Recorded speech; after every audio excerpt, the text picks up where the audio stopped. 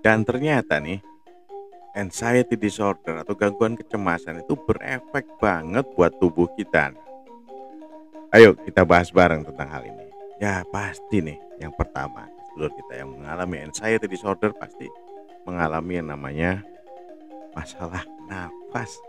Kadang merasa sesek, merasa tersengal, merasa nggak enak gitu lah.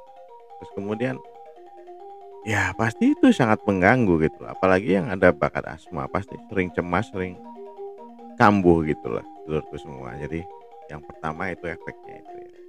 Breathing problems. Terus kemudian ada yang kedua, ada yang biasanya sering deg-degan ya. Dredeg terus kalau orang Jawa bilang, oh gampang dredeg. Nah, seperti itu. Nah, jadi ada masalah denyut jantung yang nggak enak banget. Nah, yang ketiga nih, ada problem lagi. Ngefek nih cemas nih pasti pada naiknya tekanan darah sedulurku semua. Kalau nggak diobati ya sudah tekanan darah kita naik terus karena cemas terus, nggak enak terus gitu loh sedulurku ya. Nah, itu ya masalah yang ketiga yang terkait dengan anxiety.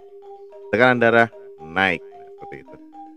Kemudian yang keempat nih, karena kita pasti yang orang gangguan cemas sering mager, sering nggak pernah jalan, nggak pernah gerak gitu ya.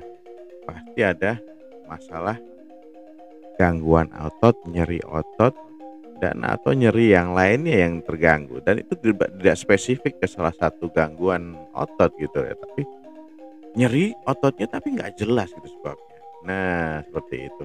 Nah, yang nomor 5 nih, gangguan lambung seringkali ya seperti itu.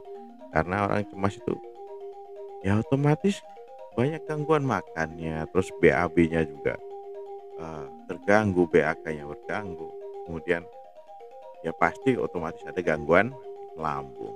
Nah, terus kemudian yang terutama nih orang cemas nih mengganggu organ nih pada otak nih yang paling nggak enak, yaitu kadang-kadang nyeri, sering pusing, atau apalagi ada yang namanya kadang sensitif, irritable gitu ya. Terus kemudian malah bisa terjadi panik ya, kemudian gampang panik atau depresi atau mungkin kelemahan yang paling gak enak seluruh badan.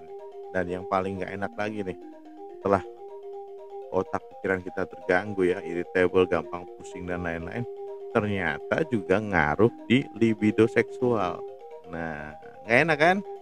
Nah, kalau kecemasan ini tetap dipelihara nih, nggak segera diberobatkan, banyak organ kita yang berpengaruh ternyata.